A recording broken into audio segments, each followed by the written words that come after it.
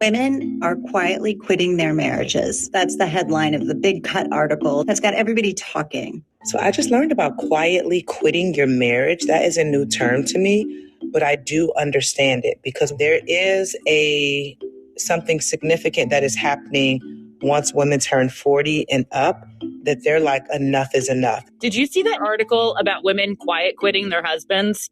So instead of getting a divorce, they're just like emotionally checking out of the marriage and keeping the rest of their life intact. It is genuinely shocking how many men are so passive and just like self-consumed that they don't even register when she has totally withdrawn. I've seen a lot of talk on this app about women of a certain age who are quietly quitting their marriages. They're staying married, but basically they're like, forget you, I'm doing me. Have you noticed lately that more and more women are quietly quitting their marriage? Well, at least they say it's quiet, but they're all over social media talking about it, so I don't know how quiet that is.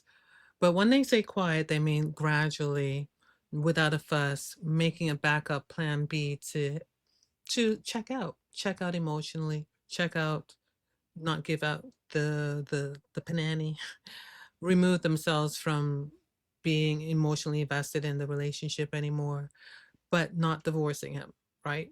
Because they still want the resources, still want the house, still need to be close to the kids, don't want to obstruct the relationship with the family or the friends who might, you all share together. But you have checked out. You have gone through the motions. You're there because you're there, but you're not really there, right? Quietly quitting. So this is what we're going to talk about today. Should women even do this? Is it biblical? That's what I'm going to ask, because the world is going to tell you otherwise. That's why I got this lady over here. You all know her, Oprah Winfrey. She has somebody talking about it. We're going to review it a little bit. Welcome to Cold Wisdom. My name is Deborah, and this is going to be a little bit of a Bible study, but a thought for you sisters out there on the internet, tempted to quietly check out of your marriage. Is this biblical? Should you do it? Okay, that's what we're going to discuss. Modern women, millennial women, are quiet quitting their marriages. These women are staying in marriages when they actually could leave. So why did this concept resonate with so many women? The term quietly quitting gave people a voice to what they were already experiencing. The mental load of managing the house and being the CEO of the kids, I feel like I'm treated like I'm Google. You're speaking for a lot of women right now. As you're saying this, I'm thinking all the women are saying, aren't we managing everything? Yeah. For the longest time, I was like, do you even like me? Wow. I'm getting emotional. Women in midlife are saying to their husbands, you haven't changed and I'm evolving. Mm-hmm. You're not growing. So this relationship's not growing. They're stuck in stasis and the women are ready for their second act. Look at all the amens. Amens, eh? Interesting that you use the analogy of growing, because I'm going to talk to you, sisters, about the concept of abiding in the vine, which is a very biblical concept, abiding with the tree.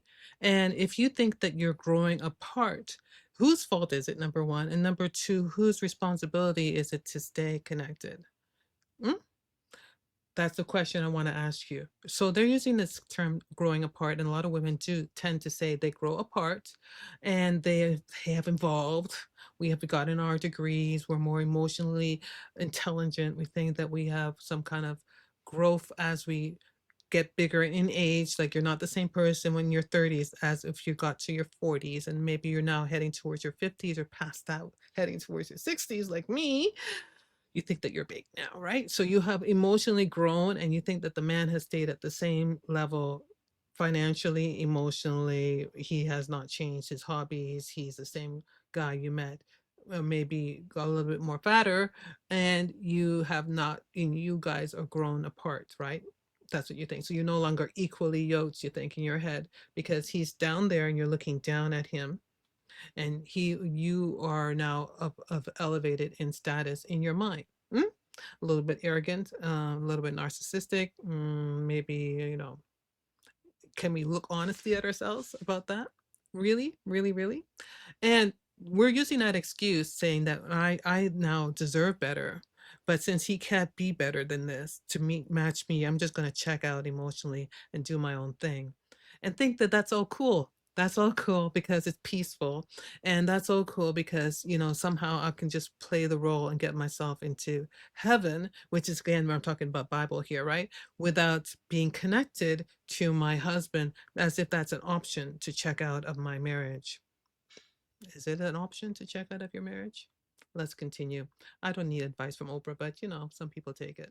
Hello there, and welcome to the Oprah Podcast. I'm so glad to be with you all. So, last fall, maybe you saw this article, or your friend or your sister may have forwarded it to you. This was, everybody was forwarding this article to everybody else. It was called The Women Quietly Quitting Their Husbands. It was in New York Magazine's The Cut. And it just ricocheted across the internet, hitting a real nerve for many women. It was about women who are over the age of 40, who instead of going through the drama, the expense, and the ordeal of divorce, have started to just back away emotionally, but did stay in their marriages. They quietly quit their husbands. And I remember reading this and thinking, I know a lot of women who are doing this. Watch this. Women are quietly quitting their marriages. That's the headline of the Big Cut article that's got everybody talking. So I just learned about quietly quitting your marriage. That is a new term to me, but I do understand it because there is something significant that is happening once women turn 40 and up, that they're like, enough is enough. Did you see that article about women quiet quitting their husbands? So instead of getting a divorce, they're just like emotionally checking out of the marriage and keeping the rest of their life intact. It is genuinely shocking how many men are so passive and just like self-consumed that they don't even register when she has totally withdrawn. I've seen a lot of talk on this app about women of a certain age who are quietly quitting their marriages. They're staying married, but basically they're like, forget you, I'm doing me. Well, that's the summary. Monica Corcoran-Harrell is the journalist who wrote that article for The Cut. Monica's here. Where did the idea come from? It was so interesting. I was on a call with my editor and she said, we're doing a package on midlife divorce. Do you have any ideas like people fighting over custody or how you preserve your money? And I actually whispered to her, what about women who are divorced but not divorced? And she said, what are you talking about? They're secretly filing for divorce? And I said, no, they're acting like they're divorced, but they're staying married. Because I had heard women, I'd go out for a girls' night and nobody was in a rush to get home, or women were saying, I'm going away on vacation. And I'd say, what about your husband? He's not coming. Or I just found that husbands weren't coming up as often in conversation. And I realized these couples were almost like, it reminded me of toddlers when they're in parallel play. They're playing with toys next to each other, but they're not engaging. Yeah. Yeah, this is a serious issue here. And it really does happen. I agree with her. I see it. Maybe you sisters know of other women in your friends group that have quietly quit their marriage. They have checked out. And it's interesting that we say this now because the world's definition of marriage is regarded as the marriage certificate you get from the state, right? So they think you're married as long as you have a certificate stating from the state that you are married. And so as long as they have that, they consider that marriage. But in reality, they're not connected to their husband. Now, let me give you a caveat here because I talk about biblical marriage in this channel, Call for Wisdom. And I have written a book by it, right? It's called Stop Talking to Serpents, A Woman's Guide Back to Biblical Marriage. Look in the description below, buy my book. You'll hear a lot about this topic, plus a lot more that you didn't know about, how to remain in your marriage and how not to quietly quit. It's all in there, okay? And a lot more talk about other stuff about marriage. But anyways, I divert. Where was I? Sorry. Yeah. So you'll hear a lot of women talking about quitting, and they actually don't joke about their husbands anymore. They don't even mention his name anymore. I know women that their husband is so far away. They live in the house, they live in the exact same house as him, but he's so far away in their conversation because they think of him like a roommate at this point. Like he is somebody who just rents the house with them, pays the bills with them, but he's so not in their vicinity, not even friends. Like they're not even friends. Like this the women now become so spiritually advanced. They think too, like they call themselves prophetesses, and they're really engaged in their religion, and they got all themselves going on spiritually, that their husband to them is like nothing. They more admire the pastor, the people, their boss man, and their male friends. They more take that advice from them, and they more socialize with these kind of men in their vicinity, the men in their church, their pastor especially. They look up to them, but their husband is like nobody, not even a thought. Like it doesn't even come in conversation. And if I ask, how's your husband doing? They're kind of embarrassed to say, oh, he's fine. They quickly change the conversation because that they're so checked out of that marriage by then. And usually it happens true around 45, 50, 50 and up, because the children are grown bigger and they don't have to interact with the men for child support or for interacting with the kids, school or medical stuff like that. They don't have anything to talk about when it comes to the kids, really. So they check out, and they're still staying in for the financial reasons, right? So I'm going to hear her talk because she wrote an article about it. So let's hear what she said. And you wrote about this. I was so struck in the article when you wrote that your mother didn't speak to your father for a year and he didn't notice. It's so shocking. And I was a kid and I remember sitting at the dinner table and my mom would nudge me past the salt. My mom uses a lot of salt. Her blood pressure is through the roof. Yeah. And I was like 10 years old and I would pass it to her. And I understood that something was going on, that they weren't getting along, but I didn't realize that they hadn't talked in so long. And she would ask your father if he wants his shirts to go to the cleaners. Yes. And you would ask your father, and then he would give you the shirts and never think anything of it. I was 10 years old, but I recently talked to her about it. And she said, after a year, my dad said, is something wrong? He hadn't even noticed. Interesting that he didn't notice as an example. The man was probably glad that there was no fighting, right? Because a lot of men figure that if she's quiet, there's no fighting. That's great. Peace is awesome. Quiet is good in a home. But meanwhile, you are brewing as a woman inside, having this internal fight. Although she's not saying anything, the mother was fighting with the husband, right? So it was going on in her psyche, in her spirit. And although she might have not opened her mouth and said anything, there was always this internal battle going on in her, but not necessarily in him, which really pisses women off even more. It's like, I am so mad at him. Can't he tell that I'm mad at him? And the man's like drinking a beer, enjoying his football game, really happy with the quiet. Tell me if I'm right, brothers, with a yes or a thumbs up in the chat. Well, while the woman is like internally battling her own battle here, this is what we do. And although this thing is called quiet quitting, you're not quietly quitting. You are at war with yourself and at war with the order of things, and which I'll get to in a minute about the Bible. Are you allowed to act like this? Is this the righteous way to operate in a marriage? Is it your responsibility as a woman to change it? Are you allowed to quit the job called marriage, the job called being a wife? Are you allowed to do that? And is this the way to do that? Because this is the world is going to tell you, yeah, sis, go ahead, do it like this, just quietly quit the job. Imagine if Eve quietly quit, maybe we wouldn't be here right now, but let's not go there. The other thing that struck me in that article, you said that you could see the rage in your mother's narrowed eyes and her gazing at him sometimes from behind, and you could feel it in her chicken cacciatore. Yes. What did you mean by that? I just knew she was angry. I mean, as a kid, you can pick up on emotions. Yeah. It's interesting. I talked to her the other night and she said, I was hurt and then the hurt turned to hate.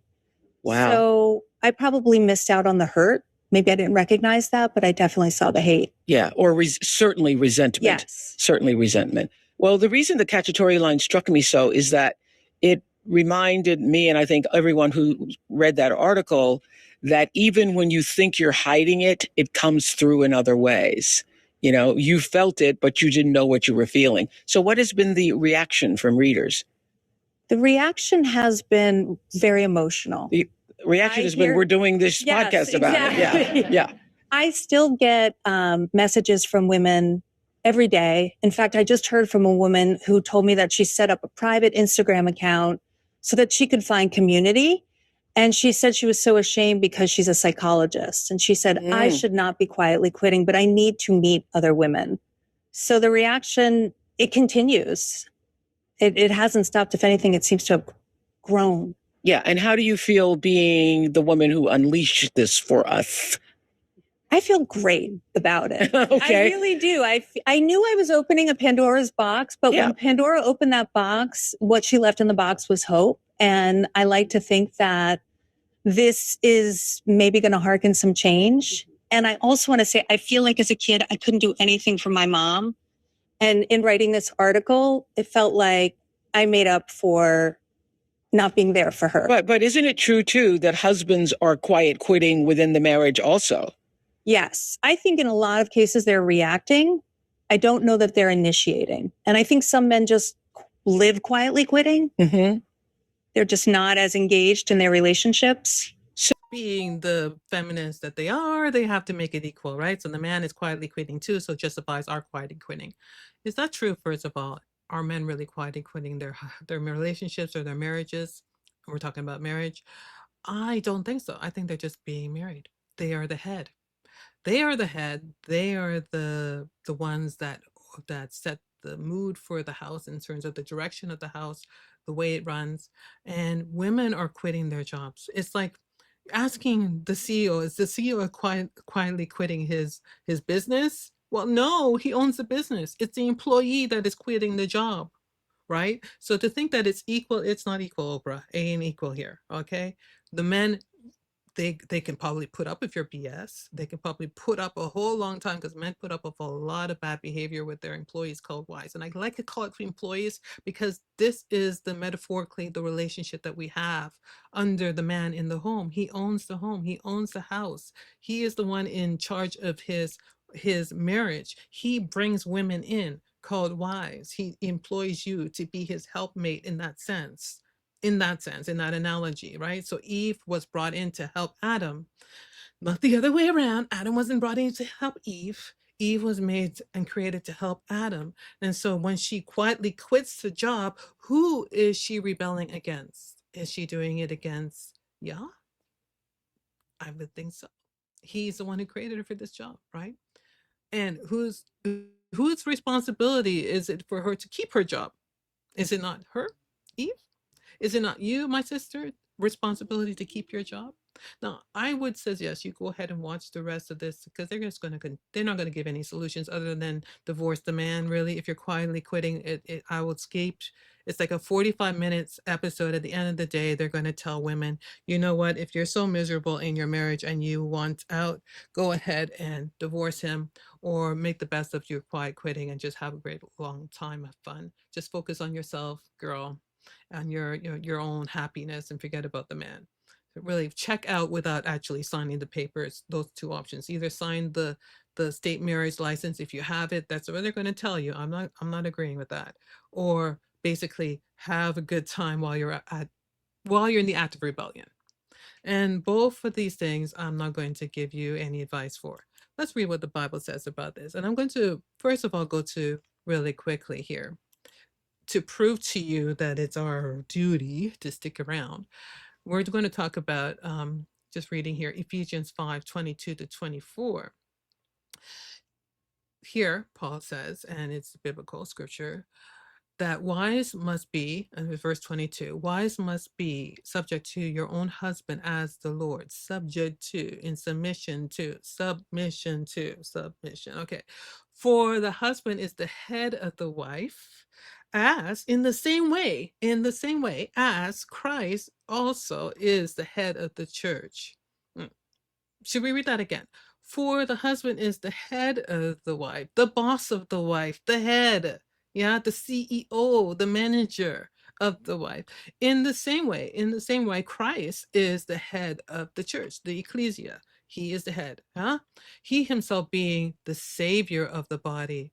But as the church is subject to Christ in the same way, so also the wives ought to be, you should be, to their husbands in everything. In everything. Not in some things, in every aspect. In the same way we surrender to Christ, we subject ourselves to our husbands. So in the same way, you wouldn't go silently quitting on Yeshua, Jesus, would you, my sister? You said you committed yourself to Jesus. All to Jesus I surrender, all to Jesus I give. And you say you're a Christian, you're a believer. And if you're not, I think you should be, okay? Just go ahead and sign up for that. Surrender your life to the Most High, to Jesus, and then also obey all his commandments.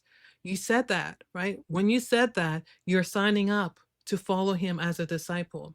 And you have to remain in that commitment, or else you lose your salvation. And I do believe that, right?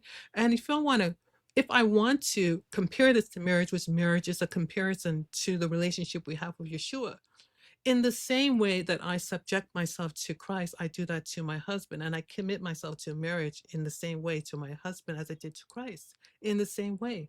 Can I read that again one more time? Wives, be subjected to your own husbands. We're reading from Ephesians 25:22-24. Wives, be subject to your own husbands as the Lord, for the husband is the head of the wife, as Christ also is the head of the church, he himself being the savior of the body. But as the church is subject to Christ, so also the wives ought to be to their husbands in everything. Everything. All right. Next one I want to go through, and that is John 15. And when we read John 15, we're going to talk about the comparison of us as wives remaining in our marriage, not silently, but actively remaining, because we have to abide with the head. It's like my arm can't decide, you know what, I'm going to silently quit being part of this body. And the last one in Ephesians said, I'm part of his body. He's the head. I am a limb, right? I am part of it. A rib. I am a part of his body, not the whole thing. I am a part of his body. And if I can silently quit my right arm, how long would the right arm survive, my sisters? You're not allowed to just silently get yourself off. As a matter of fact, the arm can't cut itself off. You're part of the body. You have to remain in it actively for you to live, for you to survive. It is your duty to remain in the body of your husband, metaphorically. Please put on your spiritual heads here so you can understand this. And I pray that the Ruach, the Holy Spirit, helps you do that. So again, I'm going to read really quickly here. So I don't want this to be too long. I know how short the attention span are in YouTube world. John 15. Jesus says here, I am the true vine. This is Yeshua saying, and my Father is the vine dresser.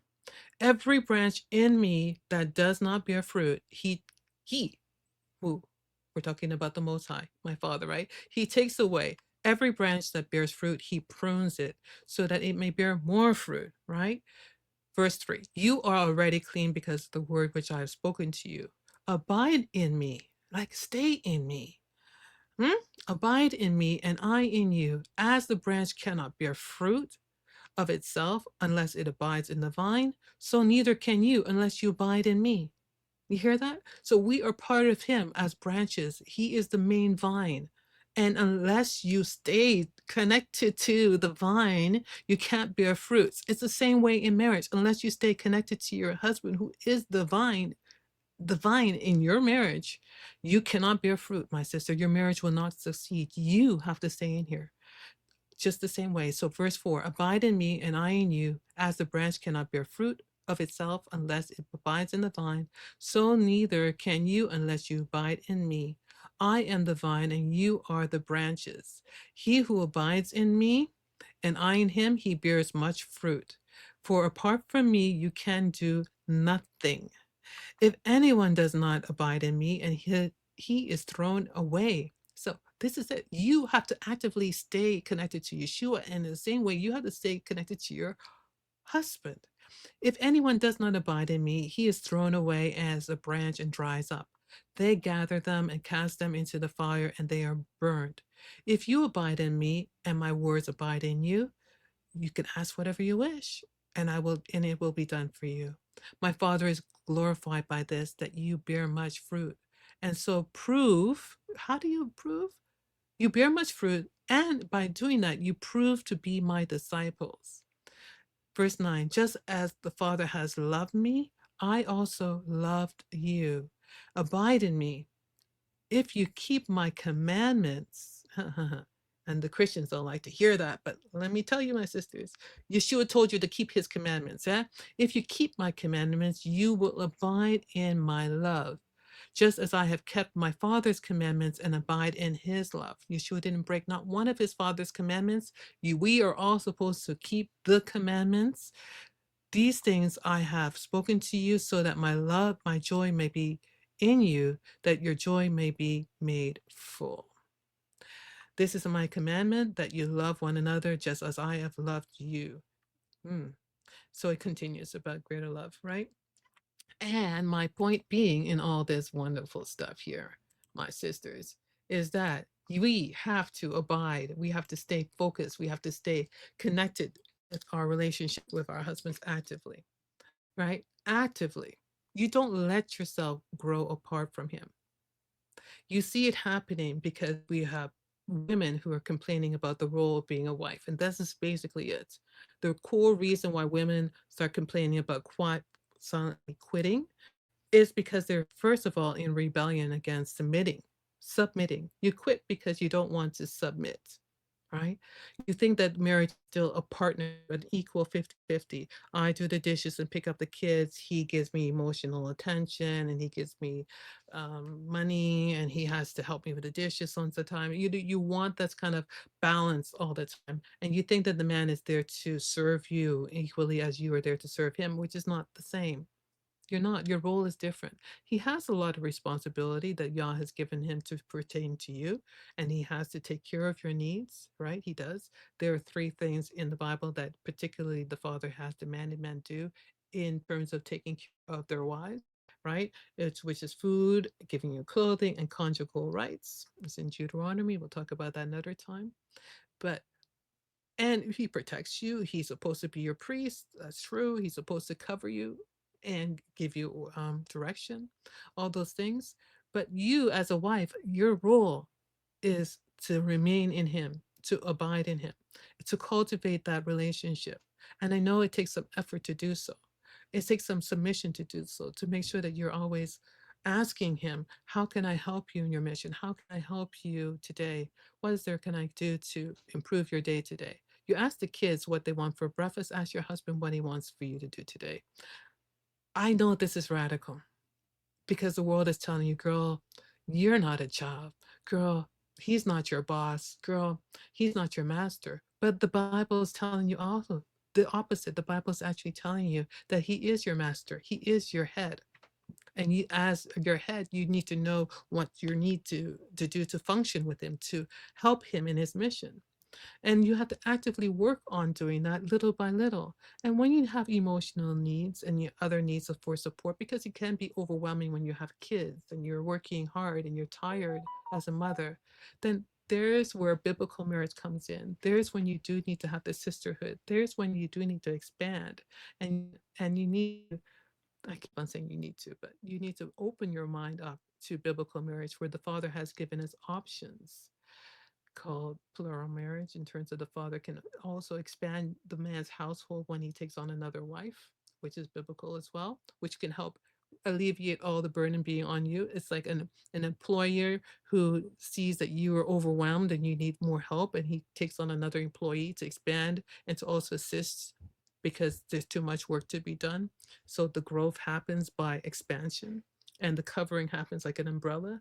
His umbrella becomes bigger where he can cover more than one wife at the same time. But the whole point is that you, my sister, who I'm talking to, need to stay connected to your husband. And how do you do that?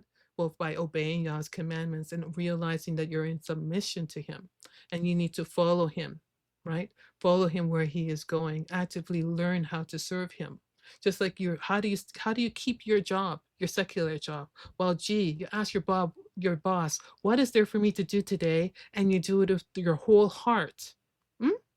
And you don't complain when your boss doesn't help you, because you were hired to help your boss, not the other way around. It's the same thing. You're now in a position called life. Your mission is to serve. I know it's radical.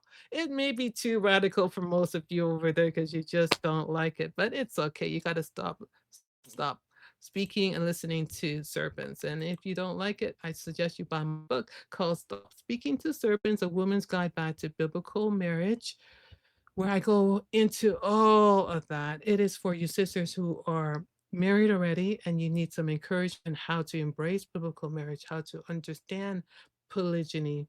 This is what I'm talking about as well. How to embrace the conflicts that you might have fighting your feminist nature that you've learned to embrace in this modern world, how to get rid of it. And for you single sisters out there, this book is for you too. If you want to get married and you need some encouragement to find the biblical way to do it, I suggest you go ahead and either buy the e-version or go ahead and get the paperback. Both of them are available in the links below. And for those brothers who have daughters and wives who you want to train in biblical marriage, it's a tool that you can go ahead and buy and gift it to them. Now, my husband, Mike Allen, has also written a similar book, but it's written for men, and it's called From Threesomes to Polygyny, the male conflict between porn and biblical marriage. And it's a very excellent tool for men as well. It's talking about your sexuality, but also your conflict between the way the world has drawn you to men in general to be drawn to the male fantasy of threesomes. We're not supporting it, by the way, but paralleling that to biblical marriage and how the Father has given us righteous solutions for that. So it's an excellent book with a lot of biblical theology in there. Both of them, the links are below. Go ahead and purchase them. You can support our ministry by buying them and gifting them to others. And if you just want one-on-one counseling, again, you can both reach Michael and I, and we do it through Clarity FM. It's an online platform where we counsel people and give you answers to theological questions. If you have that relationship questions, just want to pop in and throw it out there, go ahead and book a session with us. The link is below. Thank you for hanging out with me for Colorful Wisdom and for supporting and praying for us. Like, subscribe, and share this message. And again, I just ask you, are you quitting your marriage? Or do you know women who are quietly quitting their marriage? And let me know what you think the solution may be. I think the solution is to remain in the vine actively, like Christ wants us to remain in the vine. And we are responsible for taking the initiative to do that, to actively work and submit ourselves to our husbands every day, and to fight the rebellious spirit to go our own way. That's what I say. But let me know if I'm right or wrong in the comments below. Blessings. Take care.